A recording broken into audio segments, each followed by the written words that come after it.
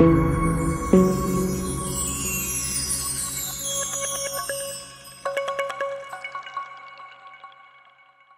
Morning बच्चों। कल हमने जहाँ क्लास समाप्त किया था वहीं से आगे बढ़ेंगे। हमने लास्ट में कुछ क्वेश्चंस डिस्कस किए थे, आपको याद होगा। हम कुछ क्वेश्चंस की चर्चा आज भी करेंगे क्लास के एंड के बाद, और उसमें मैं एक जब क्लास इंटरैक्टिव सेशन रखूंगा उसमें आप लोग अपना मुद्दा उठा सकते हैं, प्रश्न, तो हम उसे जवाब देने की कोशिश करेंगे। वैसे में ये ऐसा लगता है कि आपको समझना है और नोट डाउन करना है, क्योंकि अब रेगुलर क्लास की तरह आप जानते हो कि इसमें नोट डाउन करने में हमको स्थिर होने की जरूरत नहीं है। आप उसको स्लो डाउन कर सकते हो और अपनी गति से उसे नोट डाउन कर सकते हो। तो पिछले क्लास में हमने आपको क्वेश्चन आंसर भी डिस्कस किए थे, लेकिन उसका एक पक्ष अभी भी बच गया है। उस एक पक्ष को हम फिर आगे बढ़ाना चाहेंगे। वैसे मैं उम्मीद करता हूं कि आप लोगों की साथ साथ पढ़ाई जारी होगी। ध्यान रखिएगा, मेरे बुकलेट को पढ़ते रहिए और मेन आधार उसको बनाइए, और जो मैं यहाँ पर कवर कर रहा हूँ आप एज इट इज बढ़ते चलिए। हम जितने भी यूपीएससी और स्टेट सर्विसेज के क्वेश्चन हैं उन सबको ध्यान में रखते हुए आपके काम को मैं कवर करवाता जाऊंगा। थोड़ा सा आपको कॉन्सेप्ट डेवलप होने में इनिशियली थोड़ा सा टाइम लगेगा, then you will be comfortable. तो बच्चों हम वहां से आगे बढ़ते हैं जहां कल मैं वहां था। तो उस क्रम में एक पक्ष मुझे डिस्कस करना है आपके साथ, वो है साहित्यिक साक्ष्य का महत्व। जैसे कल हमने लिटरेरी एविडेंस को देखा था, आज हमें दो चीजें उसके साथ देखनी है। एक साहित्यिक साक्ष्य का महत्व और दूसरी उसकी सीमाएं। तो आप यहाँ पर पॉइंट नंबर फर्स्ट देखिए कि हमने जो उठाया है, यहाँ पर 3 पॉइंट्स आपको मिलेंगे। पहला कि साहित्यिक साक्ष्य से हमें किसी काल विशेष की व्यापक जानकारी मिलती है। यह एक महत्वपूर्ण कारण है कि छठी सदी ईसा पूर्व तथा उसके पश्चात का इतिहास अधिक स्पष्ट रूप में उभर कर आया है। अब देखिए, ये बहुत सिंपल सी चीज है, आप इसको आजमा के देखें। आप आगे जब इतिहास के चैप्टर्स आरंभ करेंगे तो आपका पहला पार्ट होगा प्राक ऐतिहासिक काल, फिर आद्य ऐतिहासिक काल। तो जो पूरा पाषाण काल है, मध्य पाषाण काल, वो एक हिसाब से ये प्राक ऐतिहासिक काल में आता है। नवपाषाण काल, ताम्रपाषाण काल को भी एक पॉइंट ऑफ व्यू से लोग प्राक ऐतिहासिक को भी रखते हैं, दूसरे पॉइंट ऑफ व्यू से आद्य ऐतिहासिक में रखते हैं।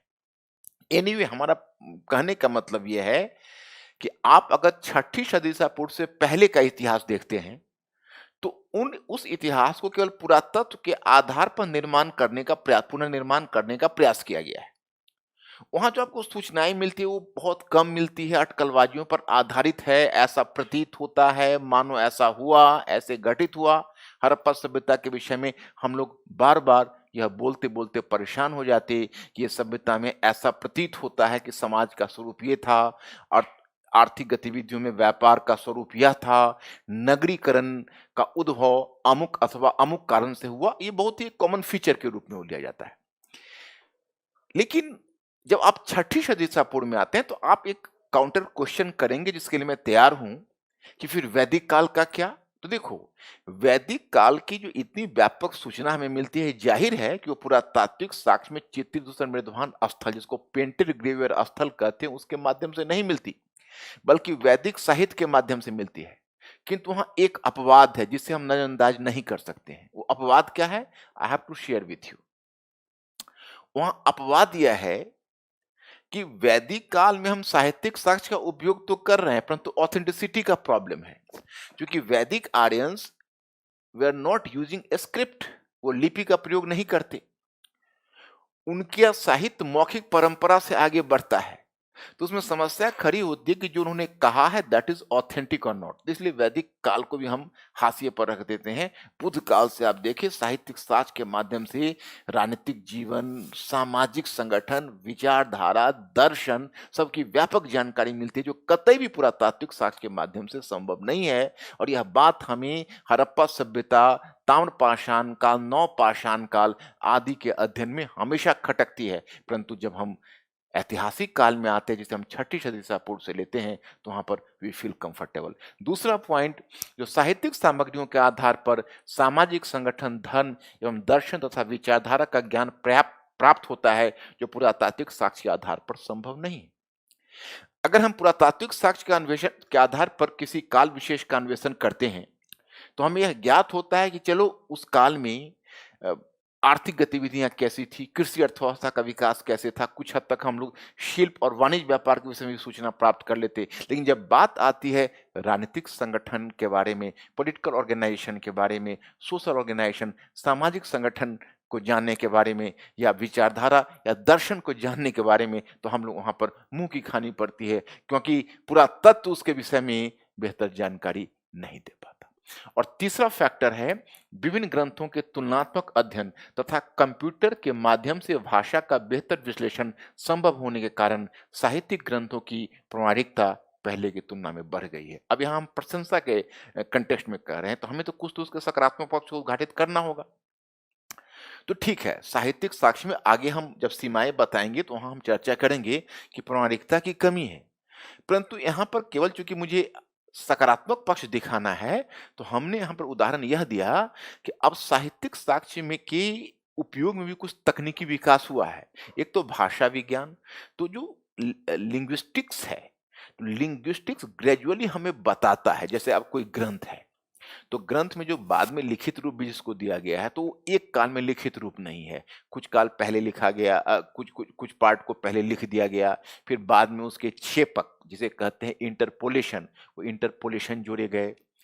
तो लेकिन अब सवाल ये उठता है कि जब हम आज की तारीख में भाषा विज्ञान की सहायता से उसका विश्लेषण करते हैं, तो देखने पर सीधा ज्ञात हो जाता है कि यह पार्ट पहले लिखा गया था, इस पार्ट को बाद में जोड़ा गया है। क्योंकि वो जो भाषा विज्ञान है वो बताती है कि जो लेटर्स है, जो अक्षर हैं, वो अक्षर के स्वरूप में कैसे परिवर्तन आ रहा है। तो ये भाषा विज्ञान और कंप्यूटर साइंस की मदद से संभव हुआ है। फिर एक और भी हमारे पास एक नई पद्धति आई है, वह है कि अगर एक ग्रंथ को हम दूसरे ग्रंथ से मिलाकर या एक ही ग्रंथ के विभिन्न भागों को एक दूसरे भाग से मिलाकर अध्ययन करते हैं, तो उस आधार पर भी हमें कुछ हद तक सत्यता तक पहुंचने में सहायता होती है। तो ये इसका सकारात्मक पक्ष है। लेकिन अब हम इसकी सीमाओं को भी देखेंगे कि एक अध्ययन स्रोत के रूप में साहित्यिक साक्ष्य की सीमाएं क्या है। अब सीमाओं में हमने यहाँ पर 5 सीमाएं काउंट की है। देखिए, पहली सीमा इसकी क्या है? सबसे बड़ी समस्या इसकी प्रामाणिकता की है। प्रामाणिकता यह पता करना, ऑथेंटिसिटी, यह पता करना कठिन है किस ग्रंथ का संकलन कब हुआ तथा इसका कौन सा अंश कब जोड़ा गया। अब वैदिक साहित्य को ही ले, वैदिक साहित्य को लिखित रूप बाद में दिया गया, परंतु क्या पूरा का पूरा वेद एक काल में लिखा गया या उसमें छेपक जुड़ते चले गए? ये प्रामाणिकता को पता करना बड़ी मुश्किल है। और जब तक यह पता नहीं है, तब तक हम उस पर कैसे निर्भर हो, क्योंकि हम सैकड़ों हजारों वर्ष पहले का इतिहास पढ़ रहे हैं जिसका कोई आई विटनेस नहीं है। और जिसे हम आधार बनाकर, जिसे हम स्रोत बनाकर, जिसे हम एक एक अध्ययन स्रोत के रूप में जिसे लेने का प्रयास कर रहे हैं, अगर स्रोत ही गलत निकला, तो फिर हम उसके साथ कैसे जस्टिस कर सकेंगे? जो दूसरा फैक्टर है, लेखक स्थान एवं लेखन का वास्तविक संदर्भ स्पष्ट नहीं होने की स्थिति में भी ऐसे ग्रंथों का अध्ययन सामग्री के रूप में उपयोग करना कठिन हो जाता है। ये आप डे टू डे लाइफ में इसको देखिए, क्योंकि आज का जब इतिहासकार लिख रहा होता है, तो उसकी या किसी चीज का मूल्यांकन कर रहा होता है, तो उसकी निगाह में केवल अतीत ही नहीं होता, उसकी निगाह में वर्तमान भी होता है। जरा वर्तमान पर नजर डालें, तो आज की तारीख में कौन क्या स्टेटमेंट दे रहा है वही इंपॉर्टेंट नहीं है, कहाँ दे रहा है वह भी इंपॉर्टेंट है। मोदी साहब अगर भारतीय अर्थव्यवस्था के संदर्भ में आईएमएफ के साहब जो सामने जो स्टेटमेंट देंगे, या यूएनओ में खड़े होकर जो स्टेटमेंट देंगे, या गुजरात में खड़े होकर स्टेटमेंट देंगे, तमिलनाडु में खड़े होकर स्टेटमेंट देंगे, बिहार में खड़े होकर स्टेटमेंट देंगे, तो उसका संदर्भ बदलते ही उनका स्टेटमेंट का अर्थ बदल जाए। केवल यही जानना पर्याप्त नहीं है कि लेखक यह ग्रंथ क्या बोलता है, यह भी स्पष्ट होना पर्याप्त है कि लेखक कौन है। अब देखो, भारतीय परंपरा में एक विडंबना यह रही है कि आज की तारीख में कोई आधुनिक लेखक कोई एक पुस्तक लिखता है, तो कम से कम 2 या 3 जगहों पर अपना नाम लिखता है। अब वेद है, उसको अपौरुषीय कहा गया है, उसका लेखक कौन है वो बिल्कुल स्पष्ट नहीं है।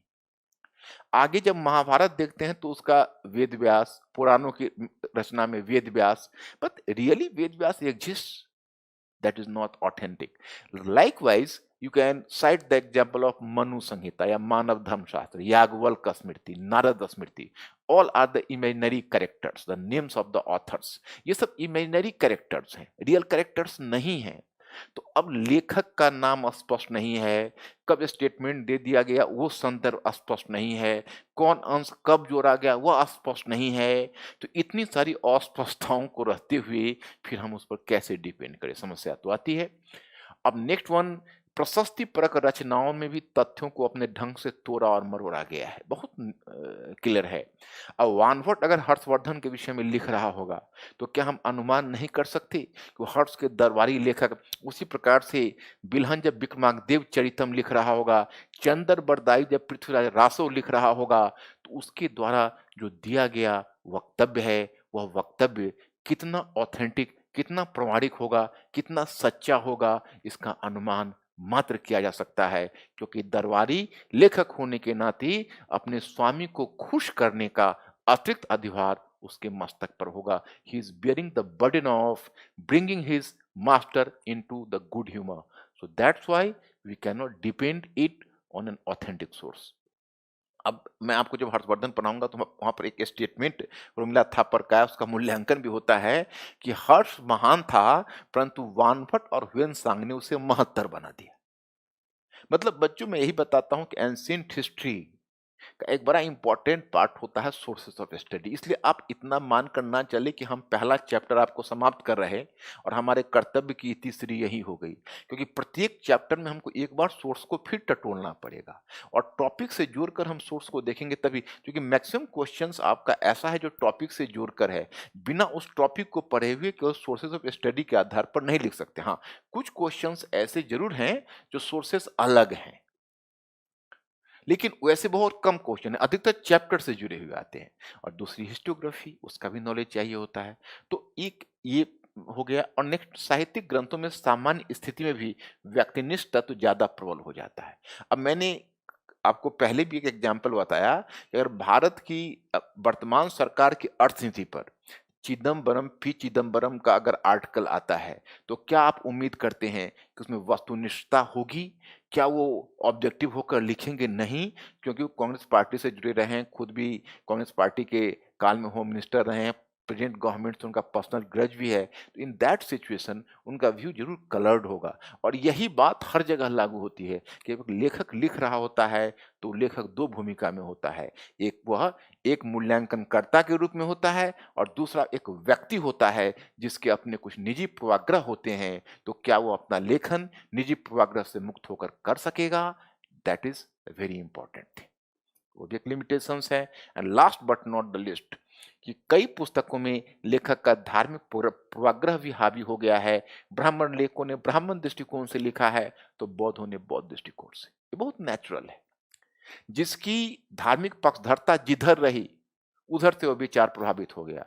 अब ह्वेन जब भारत में लिखता है तो विदेशी लेखक, लेकिन है तो बौद्ध, जो भारत में बौद्ध ग्रंथों का संग्रह करने आया है। तो वह लिखता है कि भारत में बच्चे अपने पिता को माता पिता का बहुत सम्मान करते हैं। हिंदुस्तान, भारत तो नहीं लिखता, वो पंचहिंद लिखता है, पंचहिंद का देश लिखता है। पंचहिंद में राजा शिलादित्य, हर्षवर्धन को राजा शिलादित्य कहता है, राजा शिलादित्य ने मांसाहार और पशुओं की हत्या पर पूरी तरह पाबंदी लगा दी या रोक लगा दी। जबकि इस तरह का कदम हर्ष के द्वारा उठाए जाने का हमारे पास दूसरा कोई सोर्स नहीं है। You can very well understand ये सीमाएं साहित्यिक ग्रंथ की है। तो अब इन सीमाओं को रहते हुए हमें कहाँ जाना होगा? तो हमें कुछ नहीं करना होगा, एक वैकल्पिक स्रोत की तरफ मुड़ना होगा। And what is the alternative source? That is archaeological evidence. अब देखो बच्चे, तुम लोग लिखना जारी रखोगे मेरे स्पीच से भी निकाल कर क्वेश्चंस। अभी मैं प्रैक्टिस के लिए भी आपको दूंगा। You will try the question, क्योंकि बहुत जल्दी धीरे धीरे मैं लेखन पर लाऊंगा। पहले हमारे लिए यह भी जानना आवश्यक है कि आपके पास एक ऐसी भाषा है जो भाव को वहन कर चलने में सक्षम है, तो देन गुड एंड ओके। क्योंकि लिखने में एक भाषा की भी जरूरत पड़ती है।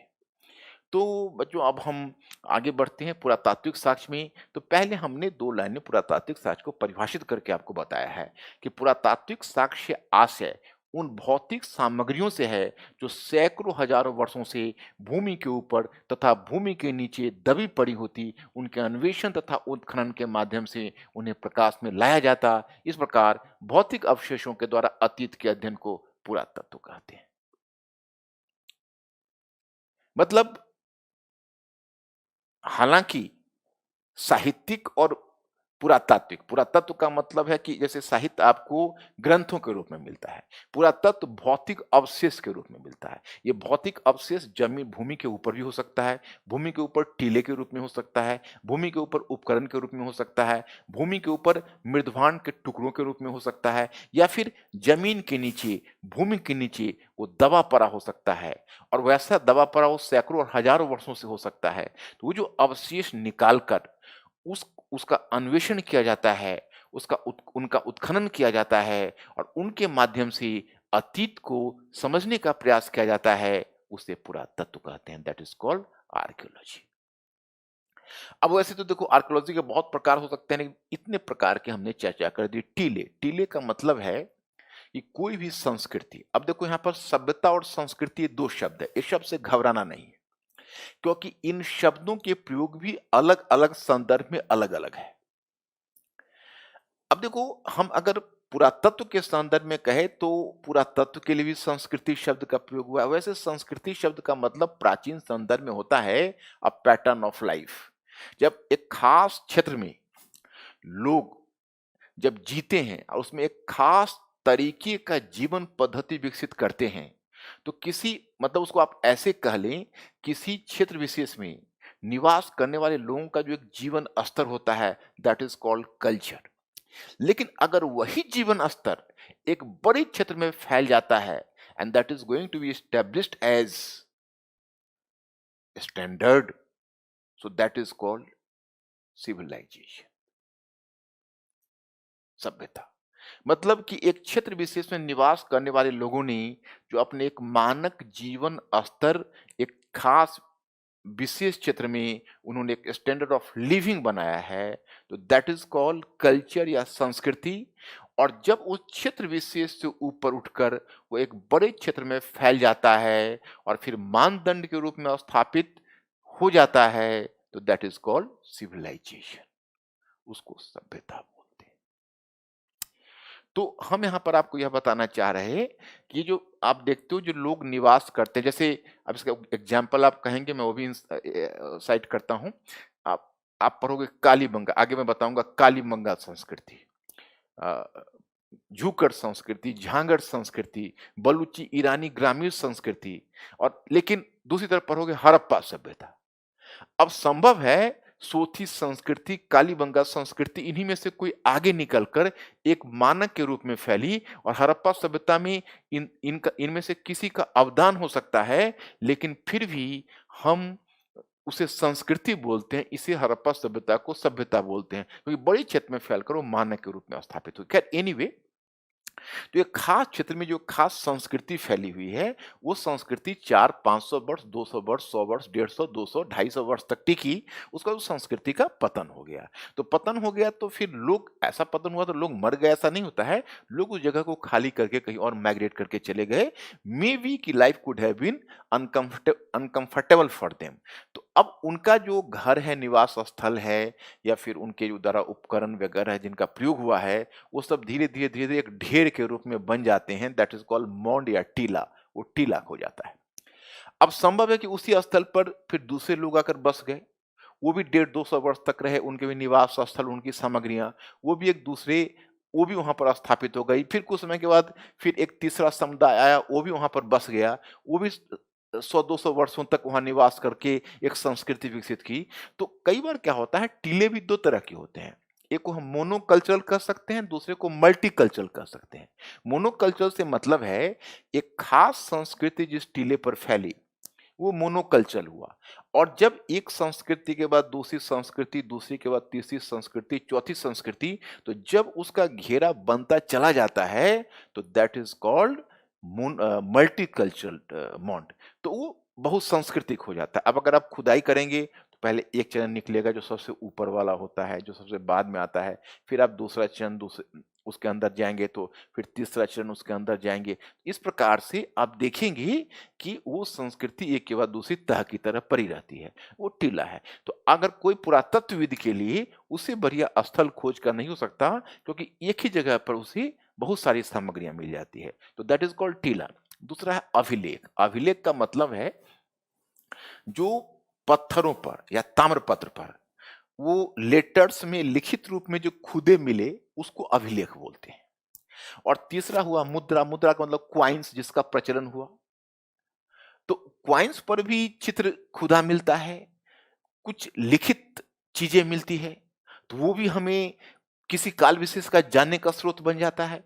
और चौथा है उपकरण एवं कलाकृतियां, जैसे मूर्तियां हैं, चित्रकला है। आप अगर चलिए भीमबेटका या अजंता की चित्रकला देखते हैं, तो अजंता के चित्रकला का महत्व आपके लिए उसके सौंदर्य अभिरुचि के पॉइंट ऑफ व्यू से हो सकता है, उसके उसके ग्रेट पीस ऑफ आर्ट के रूप में हो सकता है, but simultaneously Ajanta is important also for the source of study of this Gupta paintings और एनी अदर पेंटिंग्स, क्योंकि उसमें एक लाइफ का वर्णन है, उस युग की झलक मिलती है। अजंता के पेंटिंग से हमें यह भी पता चलता है, गुफा नंबर 16, 17 और 19 जो गुप्त काल से जुड़ा हुआ है, कि लोगों का पहनावा और हवा क्या था, कितना बेहतरीन कपड़े कपड़े लोग पहनते थे। तो कालिदास की रचनाओं ने जिन बेहतरीन कपड़ों की चर्चा की है, वो अजंता का चित्र भी उसे दिखा रहा है। तो इस प्रकार से सोर्स ऑफ स्टडी के रूप में उसका इंपॉर्टेंस होता है। और फिर भवन एवं स्मारक। अब भवन भी दो प्रकार के होंगे, धार्मिक। धार्मिक में आपको मंदिर मिलेंगे, विहार मिलेंगे, और गैर धार्मिक, गैर धार्मिक में आपको राजमहल मिलेंगे। तो ये हुए आपके पुरातात्विक सर्च। पुरातत्व का मतलब समझ गए, सोर्सेस ऑफ स्टडी में इसका महत्व है, परंतु वन बाय वन इसे देख लें आप, और तब हम इसके महत्व और सीमाओं को भी देखेंगे। अब देखिए, इसमें हमने यह डील किया है टीले। तो टीले में जो अभी अभी मैंने आपको समझाया कि टीले दो प्रकार के हो सकते हैं, मोनोकल्चरल भी हो सकते हैं और मल्टीकल्चरल भी हो सकते हैं। मतलब जब लोग एक खास क्षेत्र में निवास करते हैं, खास संस्कृति के लोग बसते हैं, और फिर जब वो खाली करके जाते हैं, वहां पर दूसरी संस्कृति आती है, तीसरी संस्कृति आती है। तो एक टीले के अंतर्गत कई संस्कृतियों के अवशेष हो सकते हैं, जिनको खुदाई करके निकाला जाता है। और दूसरा कि पुरातत्व में इन टीलों के निम्नलिखित उपयोग हैं। प्रथम, पुरातत्वविदों को एक ही स्तर पर प्रचुरता से सामग्रियां प्राप्त हो जाती। दूसरे, लंबवत उत्खनन के माध्यम से, यानी वर्टिकल एक्सकैवेशन के माध्यम से विभिन्न संस्कृतियों का स्तर यानी स्ट्रेटिग्राफी एवं कालक्रम भी ज्ञात हो जाता है। यहाँ पर देखो, आपको ये बताया जा रहा है कि ये टीलों का महत्व ये है कि एक तो पुरातत्वविद को प्रचुरता से एक ही जगह बहुत सारी सामग्रियां मिल जाती है, that is the one benefit. Second one benefit इसमें क्या है कि जैसे अब कई कल्चर्स हैं, तो अब खुदाई करेंगे लंबवत। तो लंबवत यानी वर्टिकल खुदाई का एक फायदा क्या है कि एक के बाद दूसरी संस्कृति का कालक्रम भी ज्ञात हो जाता है, और उनकी समय अवधि भी ज्ञात हो जाती है। तो ये बड़ा उपयोगी होता है टीला का अध्ययन। दूसरा आप देखते हो अभिलेख या इंस्क्रिप्शन। तो देखो, ये अभिलेख और इंस्क्रिप्शन में आपको ये बताया जा रहा है कि मैंने पहले ही आपको बताया कि अगर आपसे पूछा जाए, प्रीलिम्स पॉइंट ऑफ व्यू से पूछा जाए कि भारत का प्राचीनतम अभिलेख किस पर खुदा मिलता है, चॉइस ए टेराकोटा, चॉइस बी पत्थर, चॉइस सी तांबा, और चॉइस डी लकड़ी।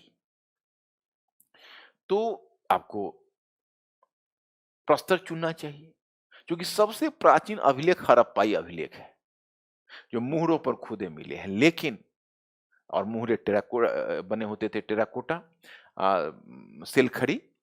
तो मतलब आप अगर, सॉरी, एस्टीटाइट, तो सेलखड़ी, तो जाहिर है कि आप प्रस्तर को चुनेंगे।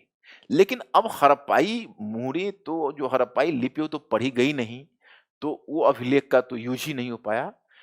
तो उसके बाद जो दूसरी प्राचीन लिपि है, that is what, that is Brahmi लिपि। तो अब ब्राह्मी लिपि पर अगर आप नजर डालिए, तो ब्राह्मी लिपि का तो स्पष्ट रूप 6ठी सदी ईसा पूर्व के बाद उभरता है। और ब्राह्मी लिपि में लिखित पहले अभिलेख अशोक के अभिलेख है, जिसके बारे में आपको सूचना होगी कि जेम्स प्रिंसेप ने उसको डिसाइफर पहली बार किया। तो वो अभिलेख प्रकाश में, वो भी प्रस्तर में लिखे हुए मिलते हैं। तो पहले अभिलेखों को हम दो पार्ट में बांटते, एक अभिलेख है राजकीय अभिलेख, और दूसरा है निजी अभिलेख। तो राजकीय अभिलेख जो राजाओं के द्वारा जारी किए गए, जैसे अशोक के जो अभिलेख हैं, वह अशोक ने जारी किए हैं, जो हम आपको मौर्य काल में विस्तार से बताएँगे। इसमें 14 बृहद शिलालेख होगा, लघु शिलालेख होगा, 7 स्तंभ अभिलेख होंगे, लघु स्तंभ अभिलेख होंगे और मिश्रित प्रकार के अभिलेख होंगे। ये राज्य की अभिलेख है। अभिलेख अशोक के अभिलेख काफ़ी महत्वपूर्ण है, उस पर एक्सक्लूसिव क्वेश्चन भी पूछा जाता है यूपी वगैरह में भी कि अ, अशोक के अभिलेख आत्मकथात्मक जान पड़ते हैं, तो उसको कैसे डील करना है, जो हम लोग मौर्य काल में आएँगे देखेंगे। अब उसके बाद जब मौर्योत्तर काल में आते हो तो वैसे तो कुषाणों के भी सुविहार अभिलेख ने 2 अभिलेख है जो बिल्कुल आई कैचिंग है। एक तो एक शक शासक है, वो शक वंश से है, उसका नाम है रुद्रदमन, उसका जूनागढ़ अभिलेख वो गिरनार का ही दूसरा नाम है और वहाँ से अशोक का भी अभिलेख मिला है। लेकिन जूनागढ़ अभिलेख से हमें महत्वपूर्ण सूचना मिलती है, आपको जानकर आश्चर्य होगा कि मौर्य काल में अब देखेंगे काठियावाड़ जो गुजरात का है, वहाँ पर अ, अशोक के समय कोई योनराज चंद्रगुप्त मौर्य के समय पुष्यगुप्त और अशोक के समय योनराज तुषास नामक अधिकारी रहता था। सुदर्शन झील का निर्माण चंद्रगुप्त मौर्य के समय हुई, इसकी सूचना हमें अशोक के अभिलेख से नहीं मिलती है। इसकी सूचना हमें मिलती है रुद्रदामन के जूनागढ़ अभिलेख से। अपने आप में आश्चर्य का विषय है, तो उस अभिलेख का महत्व है विशेष रूप से। और दूसरा आता है खारवेल का हाथी गुम्फा अभिलेख। ये खारवेल का हाथी गुम्फा अभिलेख कलिंग से मिला है। पूरा उड़ीसा तो अभी अंडर डेवलप्ड है, लेकिन उड़ीसा में कलिंग क्षेत्र अभी भी विकसित है और कलिंग क्षेत्र में एक महत्वपूर्ण राज्य की स्थापना हुई है। परंतु खारवेल एक ऐसा इंटरेस्टिंग शासक है जिसके जानने का हमारे पास कोई दूसरा सोर्स नहीं है। खारवेल को जानने का एकमात्र सोर्स वही हाथी गुम्फा अभिलेख है जो उसके द्वारा खोदा गया है। उसमें बड़े-बड़े क्लेम किए गए हैं। अब पता नहीं claim is how much justified और नॉट। वो अपने 24 वर्ष की विजयों की कहानी भी बताता है अपने आप को महामेघवाहन का परिवार का है। वैसे उसकी पहचान चेदी वंश के शासक के रूप में की गई है। प्रथम सदी में वो आया था। वो तो मगध के शासक किसी बृहस्पति मित्र को भी पराजित करने का दावा करता है। वो एक एक एक एक आप कह सकते हो कि मगध में नंद शासकों के द्वारा निर्मित एक नहर है, उसके जीर्णोद्धार का भी दावा करता है। तो बहुत सारे दावे उसके हैं, उसको प्रशस्तिपूर्ण आप मान लो। जैसे अशोक के अभिलेख उतने स्पष्ट रूप में प्रशस्तिपूर्ण नहीं है, परंतु रुद्रदमन का खारवेल का हाथी गुम्फा अभिलेख प्रशस्ति यूलॉजी मतलब जो राजा की प्रशंसा में लिखी गई हो और उसकी पराकाष्ठा आपको समुद्रगुप्त का हरिशेन के द्वारा लिखित समुद्रगुप्त का इलाहाबाद प्रशस्ति या प्रयाग प्रशस्ति में देखने को मिलता है, जिसमें कि बड़े-बड़े दावे हैं। अपनी तुलना 4 देवताओं से समुद्रगुप्त ने की गई है, 4 देवताओं से तुलना की गई है और श्रीलंका के शासक को भी उसका करदाता बताया गया है। तो अब यहाँ पर भी हम लोग देखेंगे कि अभिलेखों की भी अपनी शक्ति होती है। मतलब पुरातात्विक साक्ष्य का बहुत सारे सबल पक्ष हैं, तो कुछ थोड़े बहुत निर्बल पक्ष भी हैं और निर्बल पक्ष क्या है इसकी चर्चा हम आगे करेंगे। तो ये हुए राजकीय अभिलेख और राजकीय अभिलेख के अलावा निजी अभिलेख भी होता है।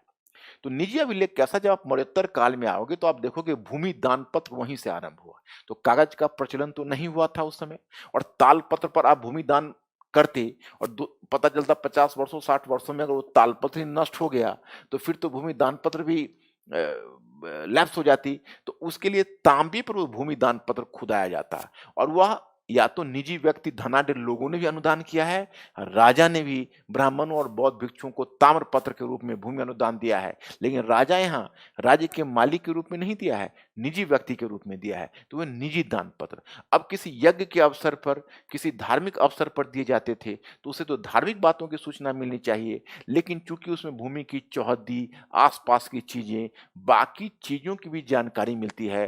That's why it was not simply confined to the religious matters, but it could have been extended to political, economic and social matters as well. उन मैटर्स में भी इसका एक्सटेंशन होता था।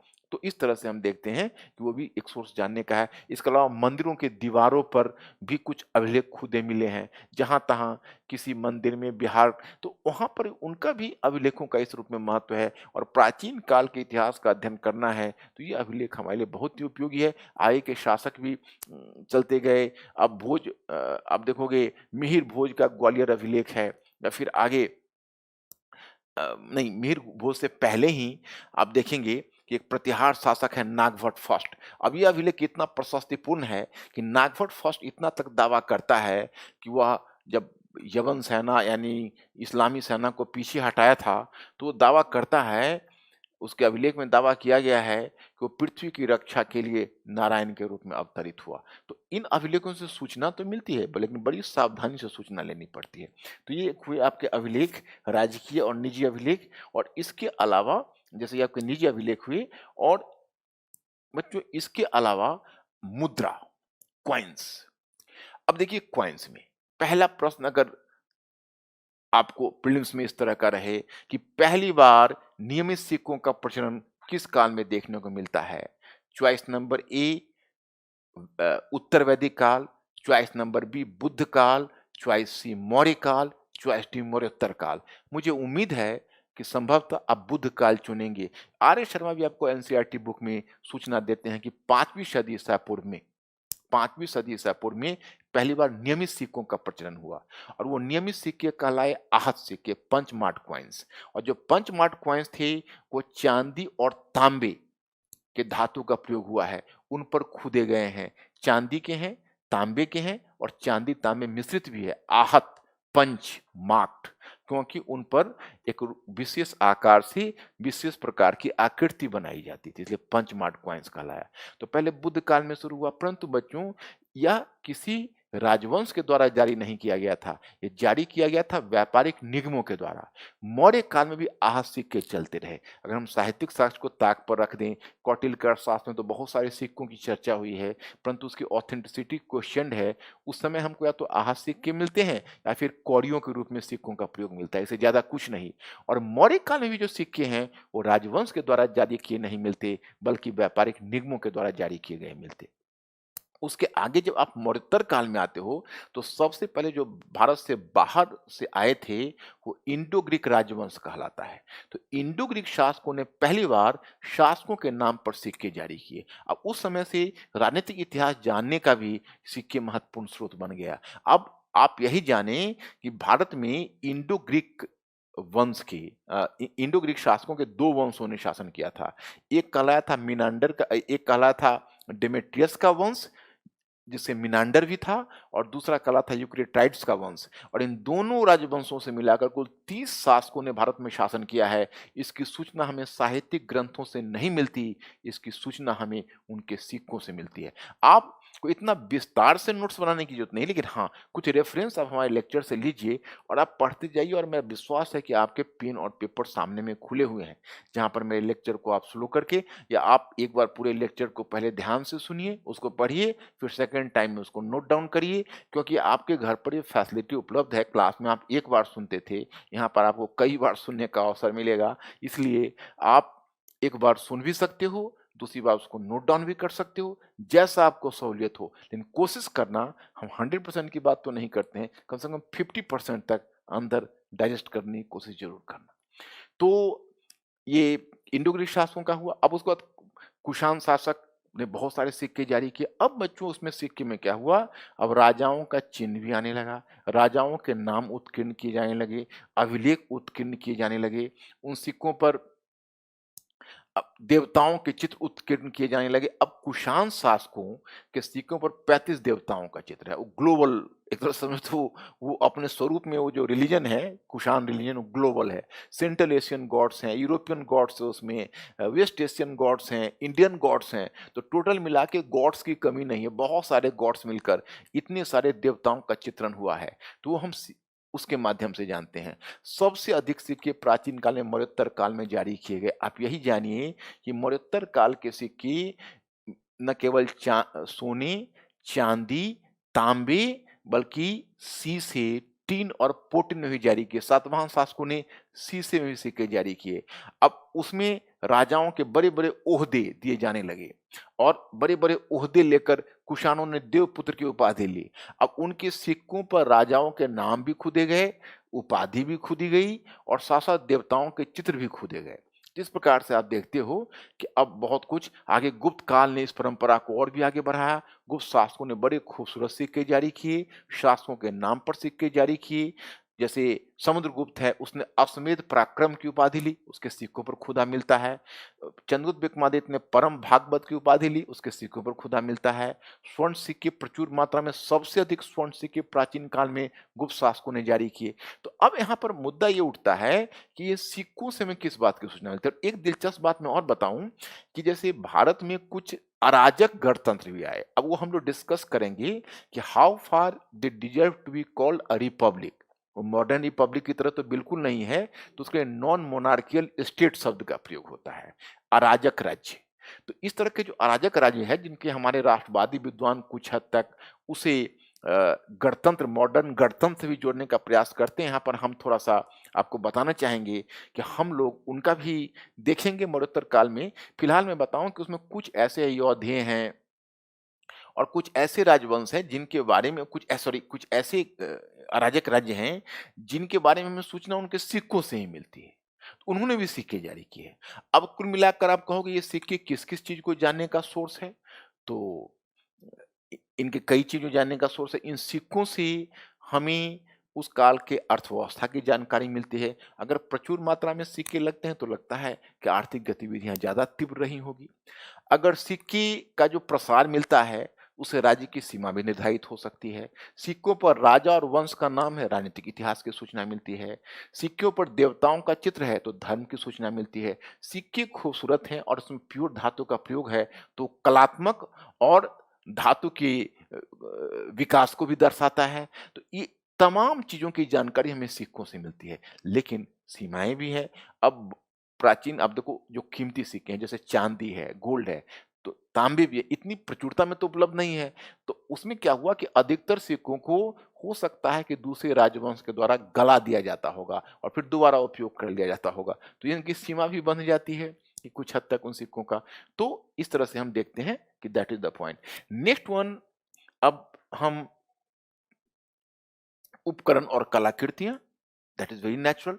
तो उपकरण और कलाकृतियों में अब देखो, आप अगर पुरातात्विक काल का ही अध्ययन करते हो, तो सबसे पहले जो प्राक ऐतिहासिक, जिसको तुम कहते हो पूरा पाषाण काल, तो वहाँ के लोग क्रूर उपकरणों का प्रयोग करते थे। उसके आगे जब आप आते हैं मध्य पाषाण काल या मध्य पूरा पाषाण काल, धीरे-धीरे क्रूर उपकरण से शल्क, यानी क्रूर उपकरण को कहते हैं कोर इम्प्लीमेंट्स। फिर शल्क उपकरण को बोलते हैं फ्लेक्स, जो पत्थर के छोटे टुकड़े से बनाए गए। उसके आगे जब नवपाषाण काल में आते हो तो उसको पॉलिश्ड स्टोनवेयर कहते हैं, पॉलिशदार उपकरण बने। मध्यपाषाण काल में मेसोलिथिक छोटे-छोटे 1 सेंटीमीटर से 5 सेंटीमीटर के उपकरण बने और हड्डी और लकड़ी को से जोड़कर उसको उन्होंने चलाया। मध्यपाषाण काल से हमको मृदभांड पॉटरीज के साक्ष्य मिलने लगते हैं। और फिर जब आप ताम्रपाषाण काल में आते हो तो पहले धातु के रूप में तांबे के उपकरण बनने लगे। तो वहां से तांबे का प्रचलन आरंभ हो गया। तांबे के प्रचलन के बाद फिर हम आगे देखते हैं कि तांबे के बाद धीरे-धीरे लोहे के उपकरण लगभग 1100 ईसा पूर्व और 1000 ईसा पूर्व से बनने लगे। इस प्रकार से विविध प्रकार के उपकरणों की बनावट होने लगी।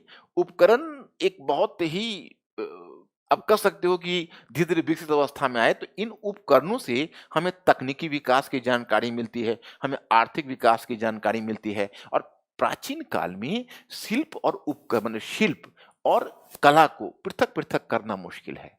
तो जैसे आप शिल्पों से अध्ययन करते हो, तो इस तरह कलाकृतियों से भी आप देखते हो। जैसे मूर्ति कला है, धातु कला है, धातु में प्रस्तर की मूर्तियाँ हैं, धातु की मूर्तियाँ हैं, तो उनसे हमें कला के विकास की सूचना मिलती है। तो शिल्प और कला प्राचीन काल में कैसे ग्रेजुअली डेवलप हुए, उसकी सूचना हमें इन सोर्स से मिलती है। ये भी सोर्स ऑफ स्टडी के रूप में। और लास्ट में भवन एवं स्मारक, ये भी पुरातात्विक स्रोत के रूप में उपलब्ध है। भवन स्मारक पर अगर निगाह डालते हैं तो पता चलता है कि धार्मिक भवन भी है, गैर धार्मिक भी है। एक तरफ मंदिर और विहार भी है, तो दूसरी तरफ राज पैलेस भी है। तो इनसे हमें भी उस काल की सूचना मिलती है, राजनीतिक इतिहास की भी सूचना मिलती है, धर्म की सूचना मिलती है। कई बार तो शासकों ने अपने विजय के उपलक्ष्य में मंदिर बनवाए, जैसे राजराजेश्वर टेम्पल आप चोलों के समय याद करो। राजराजा प्रथम ने जो बृहदेश्वर टेम्पल बनाया है और उसमें जो बड़ा शिखर और शिखर के ऊपर जो स्तूपिका रखा है, वो अपने विजय के उपलक्ष्य में रखा है। और वहीं पर उसने तंजौर अभिलेख में अपने उस विजय और पराजित शासकों की चर्चा की है। तो ऐसा उस समय की सामान्य एक परंपरा थी कि कोई शासक अपनी विजय के उपलक्ष्य में भी कोई बड़े मंदिर का निर्माण करवाता था। इस प्रकार हम देखते हैं कि सोर्स ऑफ स्टडी के रूप में ये सब का इम्पोर्टेंस हो जाता है। अब नेक्स्ट वन हम बढ़ते हैं तो हमारा टॉपिक आता है पुरातात्विक साक्ष्य का अन्वेषण किया जाता है। अब देखो, मैं यहाँ पर एक बात आपको स्पष्ट करना चाहूंगा, I have to make this point clear, कि दो शब्द आपके सिलेबस में एक्सक्लूसिवली दिए गए हैं, एक है एक्सप्लोरेशन और दूसरा है एजकेवेशन। तो एक्सप्लोरेशन का मतलब हुआ अन्वेषण और दूसरा मतलब हुआ उत्खनन, एजकेवेशन। तो यहाँ पर मैं एक बात आपको बताना चाहूंगा कि अन्वेषण का मतलब है कि पुरातत्व, क्योंकि फील्ड एक टर्म आता है फील्ड आर्कियोलॉजी। तो आज जैसे पहले क्या है कि लोग जो घूमकर और जिन स्थलों की पुरातात्विक स्थलों की खोज कर उसकी खुदाई करते हैं, तो खुदाई से पहले स्टेज आता है कि उन पुरातात्विक स्थलों की जानकारी हमें कैसे मिलती है। जो जानकारी प्राप्त करने की विधि है उसे हम कहते हैं अन्वेषण, एक्सप्लोरेशन। तो अन्वेषण की विधियां क्या होती है, तो उसमें भी दो प्रकार की विधियां होती है। एक तो है परंपरागत। परंपरागत का मतलब है कि उस एक को कहते हैं चांस डिस्कवरी। चांस डिस्कवरी का मतलब है कहीं पर आपको मिलेगा कोई चरवाहा जा रहा था, तो अचानक से उसको धातु की एक खूबसूरत मूर्ति मिली, उसने आसपास के लोगों के दिखाया। आसपास के लोगों में एक कोई कॉन्शस सिटीजन था, उसने बगल में एक पुरातत्व विभाग का ऑफिस था, उसको सूचना दी। फिर पुरातत्व विभाग ने उसमें दिलचस्पी दिखाई, उस स्थल की खोज हो गई। इसको चांस डिस्कवरी बोलते हैं। जैसे आपको ये पता होना चाहिए कि चार्ल्स मैसन एक ब्रिटिश था, वो जब पंजाब में वो माउंट गोमरी जिले से गुजर रहा था, तो अचानक से एक टीले से वो टकराया और आसपास के लोगों से पूछा कि भाई ये कौन सा टीला है। लोगों ने कहा कोई राजा का पैलेस था, जो किसी साधु के अभिशाप के कारण वो राजा का पैलेस डेमोलिश हो गया और वही अवशेष के रूप में लगभग 1000 वर्ष से पड़ा हुआ है। बाद में वही स्थल हड़प्पा स्थल निकला। तो मतलब है कि that is called chance discovery. दूसरी को कहते हैं लिटरेरी डिस्क्रिप्शन। लिटरेरी डिस्क्रिप्शन का मतलब ये हुआ कि कई बार प्राचीन काल में जैसे ह्वेनसांग आया, तो ह्वेनसांग ने उत्तर भारत की यात्रा की, तो उसमें किसी स्थल से गुजरते हुए उसने कोई बड़े स्टैचू खड़ी होने की बात कर दी, किसी नगर की चर्चा कर दी या किसी इंपॉर्टेंट मॉन्यूमेंट की बात की। वो मॉन्यूमेंट आधुनिक काल में नहीं देखा गया, पता है हजारों वर्ष में ध्वस्त हो गया। लेकिन जो आर्कियोलॉजिस्ट हैं, उन्होंने बस ह्वेनसांग को पढ़ा और फिर उस स्थल, जैसे बताया जाता है कि ह्वेनसांग के विवरण का लाभ कुछ हद तक बीबी लाल ने उठाया और बीबी लाल जैसे जो पुरातत्वविद थे उन्होंने खुदाई करवाई जहां तहां। आज भी आप देखिए कि हमारे साहित्य में, हालांकि अभी तक इस बात को वेरीफाई नहीं हो सकता, हमारे साहित्य में रिवर सरस्वती की चर्चा हुई। गंगा यमुना सरस्वती की परिकल्पना है कि भाई प्रयाग में गंगा यमुना का संगम हुआ और सरस्वती पाताल से ही, जो घग्घर नदी उसकी पहचान सरस्वती से की गई कि वो पाताल लोक में गई और पाताल से ही सीधा जाकर गंगा और यमुना से मिल गई। तो कुछ लोग चाहते हैं कि हम उस सरस्वती की खोज उस विवरण के आधार पर करें। तो बहुत वर्ष पहले से सरस्वती की खोज के लिए खुदाई चल रही है उसकी, लेकिन अभी तक उसमें कोई मेजर ब्रेक थ्रू नहीं हुआ है, अभी कोई ऑथेंटिक सूचना नहीं मिली है, परंतु खोज जारी है। तो कहने का मतलब है कभी साहित्यिक विवरण से भी हमें खुदाई की प्रेरणा मिल जाती है। तो ये हुआ परंपरागत। अब जो नई विधि है, नई विधि में तरह तरह की विधियां आ गई है। जैसे अब उसमें एक विधि है हवाई छायांकन। अब हवाई जहाज से वो देखेंगे, जहां जहां उनको डाउट होगा वहां वहां हवाई जहाज से उसको आंकने की स्थल को कोशिश करेंगे। अब एक सैटेलाइट तकनीकी आ गई। सैटेलाइट तकनीकी का मतलब है कि अगर यहाँ पर सुई गिरी हुई हो तो हम और आपको नहीं दिखेगा, उसको बहुत प्रयत्न करना पड़ेगा, लेकिन ऊपर से बैठा हुआ सैटेलाइट देख रहा होगा। तो सैटेलाइट तकनीकी के आने से भी स्थल को खोजने में सुविधा हो गई है। फिर उसके बाद कहा जाता है एक लौह शलाका। लौह शलाका का मतलब है कि उसके अंदर डाला और अंदर डालकर जब वो, जैसे अब एक जगह है वहां पर डाउट हुआ, तो वहां पर एक लंबा लॉक सलाखा आप घुसाते गए, जहां पर ठोस कहीं टकराहट होती है, उस टकराहट से पता करने की कोशिश करते हैं कि भूमि के नीचे कुछ न कुछ है। अब तो उससे भी कहीं विकसित तकनीकी आ गई है, उसे कहते हैं इलेक्ट्रॉनिक्स उपकरण। आप उसके ऊपर इलेक्ट्रॉनिक्स उपकरण रख दें और रखने के साथ इलेक्ट्रॉनिक्स उपकरण ही बता देता है कि इसके नीचे कौन सी चीज है और कैसे हम इसे पता कर सकते हैं, डिस्कवर कर सकते हैं। उसके आगे की कड़ी आती है आफ्टर इलेक्ट्रॉनिक्स उपकरण, देन नेक्स्ट वन कड़ी आपको देखने को मिलता है और वो है जो जैसे उसको रासायनिक परीक्षण कहते हैं। अब मान लीजिए यहाँ पर डाउट है कि यहाँ पर लोग रहे थे, यहाँ पर कोई संस्कृति बसी थी, तो you started to discover about that. तो आप वहाँ की मिट्टी को लेते हैं और उसको मृदा परीक्षण कहते हैं, that is called the soil test. तो सॉइल टेस्ट करने के बाद आपको पता चलता है कि सॉइल में नाइट्रोजन और फास्फोरस की मात्रा बहुत ज़्यादा है। इसका मतलब यहाँ लोग बसे थे, यहाँ कुछ एनिमल्स थे और एनिमल्स के जो यूरिन है, जो उसके जो मूत्र हैं, उसमें उससे ये नाइट्रोजन और फास्फोरस की मात्रा बढ़ गई है। इससे भी कोई ना कोई बस्ती होने का पता चल सकता है। तो ये सब विधियाँ हैं जिससे एक्सप्लोरेशन होता है। तो अगर एक्सप्लोरेशन की बात होगी, वैसे तो ऐसा क्वेश्चन बनता नहीं है, लेकिन क्वेश्चन बने तो उसमें आप लिख सकते हो। और नेक्स्ट वन आता है उत्खनन। तो उत्खनन का एक विधि है जो इसमें आपका इलेक्ट्रॉनिक्स एयरक्राफ्ट का उपयोग, सैटेलाइट का उपयोग, इलेक्ट्रॉनिक्स तकनीकी, जैसे हमने चर्चा कर दी है, जो नवीन विधि है खोज की। और फिर इसके आगे आप आते हो तो उत्खनन। उत्खनन दो प्रकार के उत्खनन माने जाते हैं। एक उत्खनन है जिसको कहते हो लंबवत खुदाई, दैट इज कॉल्ड लंबवत। लंबवत खुदाई का मतलब हुआ कि वर्टिकल। तो वर्टिकल खुदाई, जब आप उसकी खुदाई करते हो तो आप वर्टिकल का मतलब है कि आप एक छोटी सी, उसमें बहुत ज्यादा आप उसको पेरिफ्री नहीं लेते हो, लिमिटेड पेरिफ्री में आप लंबवत अंदर की तरफ खुदाई करते हुए चले जाते हो। तो इसका भी अपना बड़ा महत्व है। इसका महत्व यह है कि जैसे अब कोई बहुसांस्कृतिक टीला है, तो बहुसांस्कृतिक में एक संस्कृति के नीचे दूसरी संस्कृति, दूसरी संस्कृति के नीचे तीसरी संस्कृति, तीसरी संस्कृति के नीचे चौथी संस्कृति। तो ये जो जितनी संस्कृतियां हैं, वो संस्कृतियां का एक हायरार्की बन जाती है। तो जो संस्कृति की जो हायरार्की आप देखते हो, वो मतलब एक के बाद दूसरे जो स्टेजेस बनते हैं, तो ये जो वर्टिकल खुदाई है, उसका एक बड़ा फायदा मिलता है कि उससे हमें उनका एक स्ट्रेटिग्राफी पता चलता है कि किसके बाद कौन आए और सबका कालक्रम। जो तो कार्बन डेटिंग आ गई तो कालक्रम निर्धारित करने में सुविधा हो गई। यूरेनियम डेटिंग की पद्धति भी है। तो इस प्रकार से एक से दूसरी संस्कृति का कालक्रम और स्तरीकरण ये जानने का वर्टिकल एक्सकैवेशन बहुत अच्छा सोर्स है। लेकिन वर्टिकल एक्सप्लोरेशन से आपको बहुत जानकारी नहीं मिल पाती, लिमिटेड जानकारी मिलती है।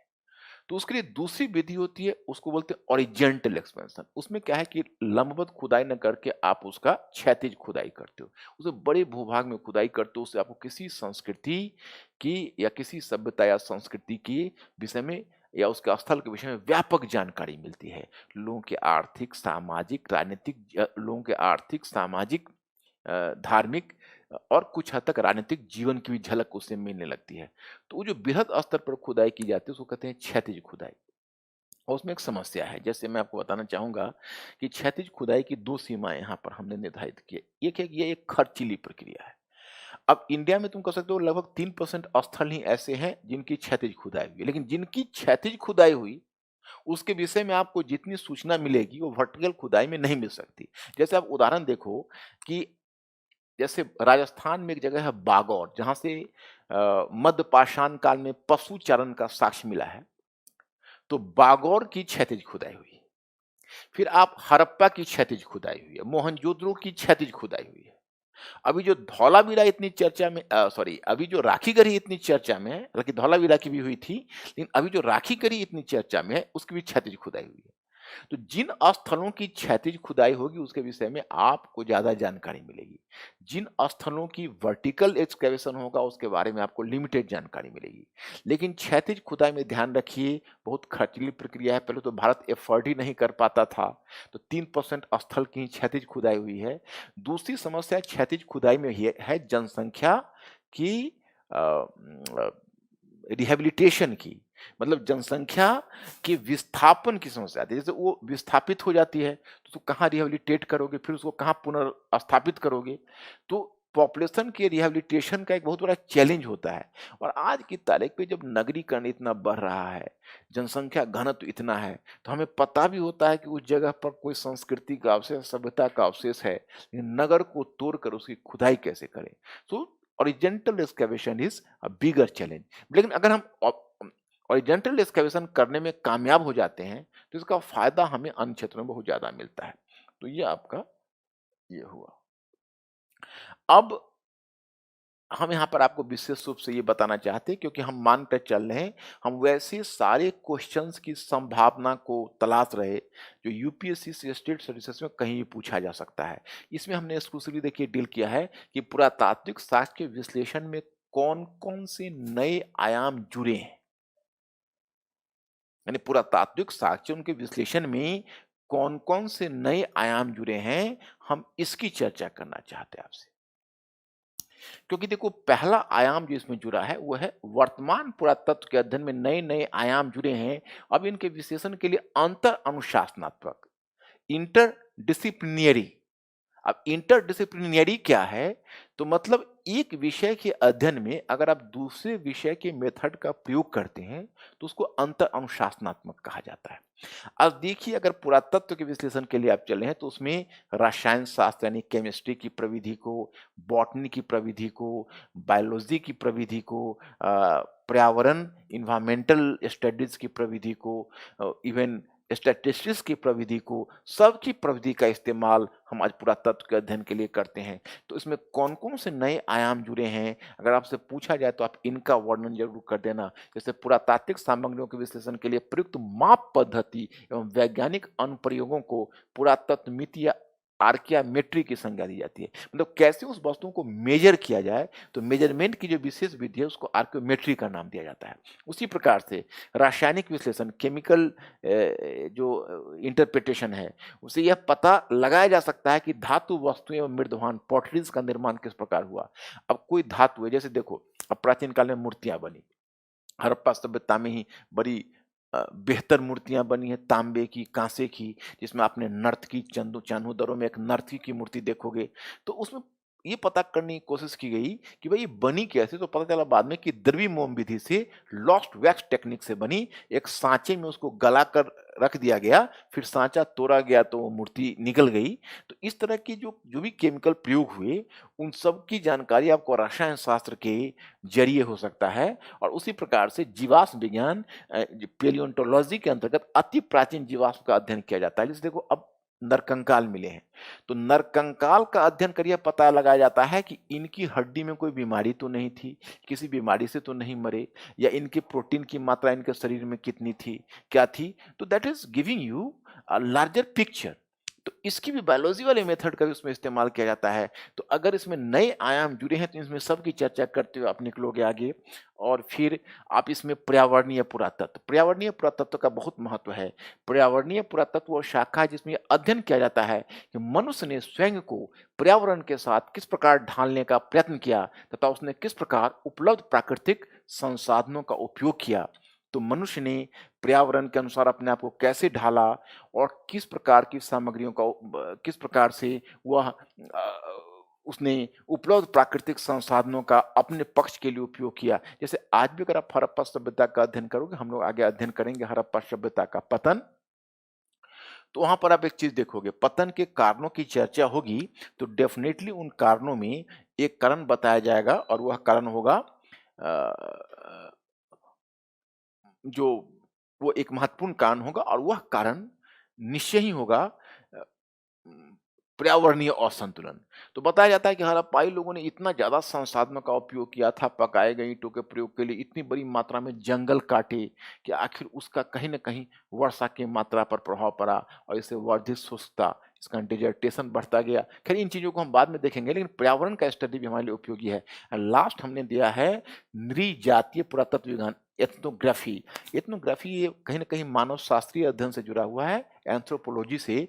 मतलब इसकी खासियत ये है कि प्राचीन संस्कृति में जो कुछ खास समुदाय के लोग हैं, तो प्राचीन संस्कृति में कुछ खास समुदाय के लोगों की जानकारी के लिए, उनके विषय में जानकारी के लिए, उनके अध्ययन के लिए हम किस प्रविधि का उपयोग करते हैं। तो वर्तमान में चूँकि देखो भारतवर्ष एक ऐसा देश है जिसमें जो प्राचीन संस्कृतियां हैं कोई न कोई रूप में कुछ परिवर्तनों के साथ आज तक चल रही। एक तरफ भारत मार्स मिशन भेज रहा है, तो दूसरी तरफ वह ऐसे ट्रैवल पॉपुलेशन को भी रखता है जो आज भी नेकेड जंगलों में घूम रहे हैं।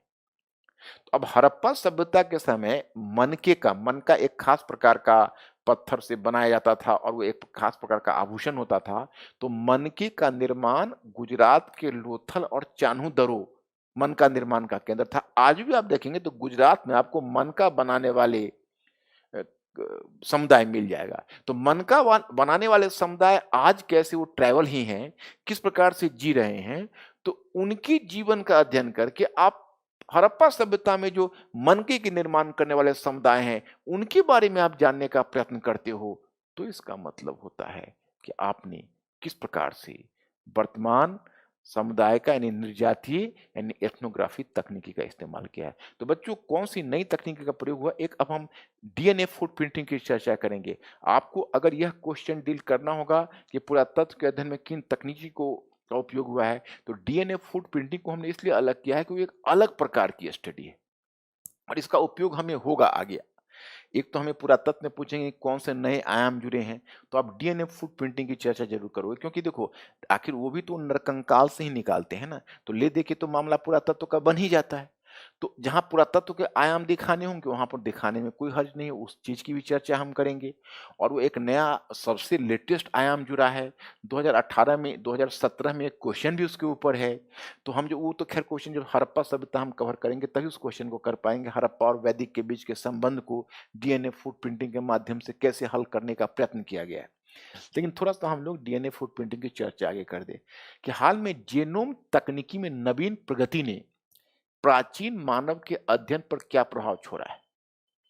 अब देखिए यहां पर मैं आपको दो बुक्स आज ही मैं देख रहा था, हालांकि पहले ही मैंने उसको, जैसे एक अर्ली इंडिया करके एक बुक है जो टोनी जोसेफ की बुक है, जिसकी चर्चा आप देखेंगे जब मैंने पुस्तक का संसार वाले जो चर्चा की है वो मैं आपको इसलिए नहीं दिखा रहा कि कहीं आप लोग पुस्तक देख घबराने, हम बहुत सारे पुस्तक के टच में होते हैं, आपको चिंता करने की जरूरत नहीं है। जो आपको लेटेस्ट चीजें वो लेटेस्ट चीजें आपको दी जाएंगी।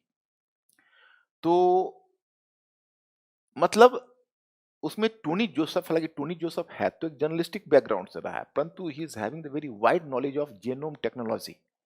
तो उसने डीएनए फुटप्रिंटिंग का बहुत बढ़िया अध्ययन किया हुआ है और उसने दिया हुआ है कि आज जो पॉपुलेशन का माइग्रेशन दुनिया में हो रहा है उसकी चर्चा हम आपको दिखाएंगे।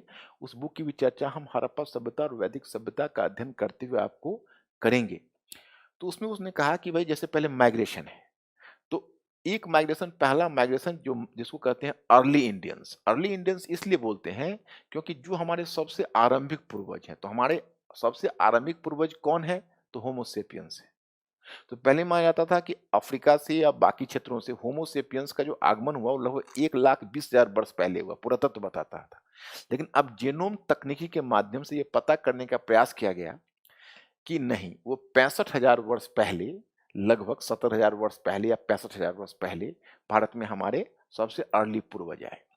फिर उसी जेनोम तकनीकी के माध्यम से टोनी जोसेफ कहता है कि जो नवीन शोध आए हैं वो बताते हैं कि 7,000 ईसा पूर्व और 3,000 ईसा पूर्व के बीच जो ईरानी, माने ईरान मतलब ईरान में जो कृषक थे, फार्मर्स थे, जिसको आज मेसोपोटामिया कहते हैं, वो भारत की तरफ माइग्रेट करके आए। तो जो बलूचिस्तान में जो एग्रीकल्चर का पहला साक्ष्य मिलेगा तो उसका क्रेडिट दिया जाता है कि ऐसा नहीं कि बलूचिस्तान में केवल ईरानी जो माइग्रेट्स आए, माइग्रेंट्स, उन्हीं का रोल है। उन माइग्रेंट से पहले वहाँ अर्ली इंडियंस जिसको होमोसेपियंस कहते हो ऑलरेडी वो बलूचिस्तान में बसे हुए थे। अब जब फार्मर्स, ईरानी फार्मर्स आए तो उन दोनों मिक्स हो गए, तो वहां पर एग्रीकल्चर का बेस तैयार करने में अर्ली इंडियंस और वो जो फार्मर्स ईरान से आए हुए हैं इन दोनों का समन्वित योगदान था। और फिर वही सरप्लस एग्रीकल्चर वो धीरे धीरे अर्बनाइजेशन की तरफ जाएगा और फिर फर्स्ट अर्बनाइट्स यानी प्रथम नगरीय लोग आएंगे जिसको आप हड़प्पा सभ्यता के नाम से जानते हो। फिर इस सीरीज में जो लास्ट माइग्रेशन है वो सेंट्रल एशिया से हुआ जिसको वैदिक आर्यंस का माइग्रेशन 2000 ईसा पूर्व से 1000 ईसा पूर्व के बीच भारत में दिखाया गया है। तो जेनोम तकनीकी इस पर विशेष प्रकाश डालता है। अब जेनोम तकनीकी के कई सारे तकनीकी पहलू है, तो बहुत तकनीकी में आपको डिप नहीं जाना है। आप मान के चलिए कि जो मानव का जो सेल्स है तो उसमें जो क्रोमोसोम्स के जो पेयर्स हैं तो उसके आधार पर धीरे धीरे मानव की आनुवंशिक परंपरा का अध्ययन शुरू हुआ। तो खैर उतना डिटेल्स में आपको जाने की जरूरत नहीं, मोटे तौर पर आप ये समझ लीजिए कि एक व्यक्ति जब कि आनुवंशिकी का अध्ययन होता है तो वह किस पिता की ओर से आया है, मतलब हु वाज हिज फादर, और फादर साइड से उसके आनुवंशिकी क्या है, उस चीज का पता लगाया जाता है। उसके लिए एक टर्म आता है, उसके लिए टर्म आता है वाई क्रोमोजोम। जैसे सेक्स क्रोमोजोम है, तो सेक्स क्रोमोजोम में एक्स एक्स और एक्स वाई, तो जो वाई क्रोमोजोम है वह मेल का व्यंजक है। तो वाई क्रोमोजोम से यह पता चलता है कि पैटर्नली वो किधर से आया है। जैसे you find at the term DNA footprinting के अध्ययन से मानव समूह के एक क्षेत्र से दूसरे क्षेत्र में आप्रवर्जन माइग्रेशन का अध्ययन अपेक्षाकृत आसान हो गया है। डीएनए फुटप्रिंटिंग में एमटीए डीएनए, इसी को एमटी डीएनए का नाम दिया जाता है, एवं वाई क्रोमोजोम जिसे सेक्स क्रोमोजोम के नाम से भी जाना जाता है, कि अध्ययन ने संभावनाओं के नए द्वार खोल दिए। एमटी डीएनए के अध्ययन से मातृत्व की वंशावली तथा वाई क्रोमोजोम के पितृत्व वंशावली की सूचना मिल जाती है। जैसे पिता की ओर से कौन आ रहा है किस साइड से, तो वो पता चल जाता है वाई क्रोमोजोम के स्टडी से। और एमटी डीएनए से, डीएनए में ही एक एमटी डीएनए पृथक है, उस एमटी डीएनए से मातृत्व की सूचना मिल जाती है। तो इन दोनों का लेकिन एमटी डीएनए और वाई क्रोमोजोम पर आधारित निष्कर्ष बहुत सटीक नहीं होता, क्योंकि इसमें 15 पीढ़ियां लगभग तय होती है और बहुत सटीक निष्कर्ष इसका नहीं माना जाता। कई बार तो बड़ी दिक्कतें आ जाती है, 15 पीढ़ी से ज्यादा जाने में फिर दिक्कत होती है। बल्कि पंजाब में जब अध्ययन शुरू हुआ तो ये पता करना मुश्किल हो गया था कि वैदिक आर्यंस और जो वो मध्यकाल में जो पर्शियन अधिकारी जो वहाँ गए थे, तो दोनों मिक्सअप होने लगे और दोनों के बीच अंतर करना मुश्किल हो गया। लेकिन एक बहुत बड़ा ब्रेक थ्रू हुआ है इधर, हालांकि उसका अब 1 दशक हो गया, 2009 में ही हुआ था। और वह जो ब्रेक थ्रू है उसको बोलते हैं हम एंशिएंट डीएनए। एंशिएंट डीएनए के क्षेत्र में पिछले 1 दशक में डीएनए फुटप्रिंटिंग के क्षेत्र में एक महत्वपूर्ण उपलब्धि ये डीएनए एंशिएंट डीएनए के रूप में सामने आया है। ये जो बहुत बड़ा ब्रेक थ्रू हुआ है, that is the very important thing. इस ब्रेक थ्रू से अब ज्यादा स्पष्ट सूचना हमें मिल पा रही है। लेकिन इसमें भी एक प्रॉब्लम है, जो जो मध्यकालीन और आधुनिक नरकंकाल है उसमें तो एंशिएंट डीएनए पता करना मुश्किल हो जाता है, ए डीएनए। लेकिन सबसे बड़ी समस्या आती है जो हमारा एंशिएंट नरकंकाल, जो ह्यूमन स्केलेटन जो बहुत एंशिएंट टाइम में मिला है, जिसको वैदिक और हड़प्पा सभ्यता के टाइम का कहते हो, उसमें ये डीएनए मिलता ही नहीं। कभी उसके कान के पास या कुछ खास अंग में, कभी थोड़ा-सा राखी गढ़ी में। अभी इतना विवाद इसलिए है, कुछ हिस्टोरियंस ये डीएनए मिलने का दावा करके उस पर निश्चित निष्कर्ष देते हैं और कुछ विद्वान उस पर क्वेश्चन करते हैं कि नहीं, ये कुछ ज़्यादा बोला जा रहा है, यहाँ पर तो एंशिएंट डीएनए का साक्ष्य नहीं मिलता। तो ये समस्या इसलिए राखी गढ़ी वाले में भी आई है। तो ये आपको एक बहुत मेजर ब्रेक थ्रू हुआ है। और हड़प्पा सभ्यता, वैदिक सभ्यता में हम बताएंगे विशेष रूप से 2009 तक हमारे पास ये डीएनए का कोई प्रमाण उपलब्ध नहीं था, परंतु आज हमारे पास उनके 4000 सैंपल मौजूद हैं। और इधर हालांकि इसमें एक समस्या यह है कि प्राचीन कंकाल स्केलेटन से डीएनए प्राप्त करना मुश्किल होता है, इसलिए आज भी इस पर विवाद जारी है। वही प्राचीन नरकंकाल वाला झमेला आज भी बना हुआ है। लेकिन डीएनए फुटप्रिंटिंग के आधार पर निम्नलिखित मुद्दों पर विशेष प्रकाश पड़ता है। भारत में आर्यों का आगमन अथवा आर्य स्वदेशी है या बाह्य तत्व, अब ज्यादा प्रभावी ढंग से कहा जा रहा है।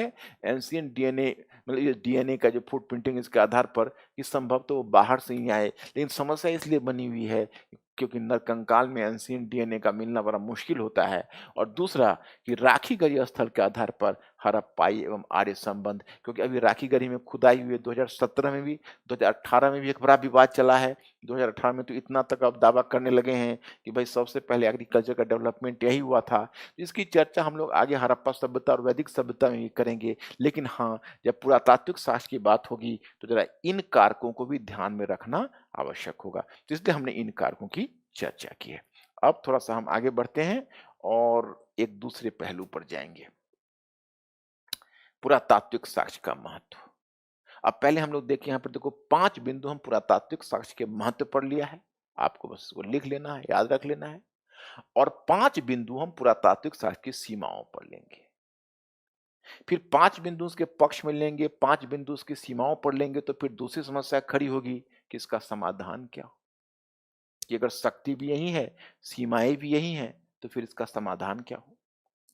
तो थोड़ा सा यहाँ पर मैं आपको चर्चा करना चाहूंगा कि पुरातात्विक साक्ष्य के महत्व में पहला महत्व है कि यह अपने स्वरूप में अधिक वस्तुनिष्ठ, ऑब्जेक्टिव, अतः इसमें मानवीय हस्तक्षेप की गुंजाइश कम। जैसे साहित्य है, वो साहित्य ज्यादा वस्तुनिष्ठ है। साहित्य के बारे में आप कहोगे कि सॉरी, साहित्य ज्यादा व्यक्तिनिष्ठ है। उसमें लेखक का दृष्टिकोण ज्यादा उभर कर आता है। लेकिन जो पुरातात्विक साक्ष्य है उसमें वस्तुनिष्ठता ज्यादा होती है, साहित्य की तरह व्यक्तिनिष्ठता कम होती है और मानवीय हस्तक्षेप की गुंजाइश कम होती है। जैसे साहित्य है, पता चला 200 वर्ष के बाद फिर बदल हो गया, कुछ इंटरपोलेशन जुड़ गया, कुछ छिपक बाद में जोड़ा गया। अभिलेख को आप नहीं जोड़ सकते, अभिलेख में ये समस्या नहीं है। तो इसलिए वहां पर वस्तुनिष्ठता ज्यादा उभर कर आती है, ऑब्जेक्टिविटी। यहाँ सब्जेक्टिविटी ज्यादा है, मानवीय हस्तक्षेप ज्यादा है। दूसरा, साहित्य की तरह अभिलेखों में फिर बदल करना संभव नहीं, प्रकारांतर से पहली वाली बात ही थोड़ा बदल कर है। जैसे अभिलेखों में बाद में आप छेपक नहीं जोड़ सकते, लेकिन साहित्यिक ग्रंथ में छेपक बाद बार जुड़ता है। फिर मैं आपका ध्यान इंगित करना चाहूंगा, आपके मन में ये विचार आएगा भाई छेपक जुड़ता है तो क्या, तो जब हमारा सोर्सिंग गलत हो जाएगा तो उसके आधार पर हम निष्कर्ष लेंगे वो कितना सही होगा। अब सवाल है कि हम किसी ग्रंथ को मानकर चल रहे हैं कि यह ग्रंथ 9वीं सदी का ग्रंथ है और पता चला उसका कुछ अंश 17वीं सदी में जोड़ा गया, तो 9वीं सदी के उस ग्रंथ का वैल्यू क्या रह जाएगा।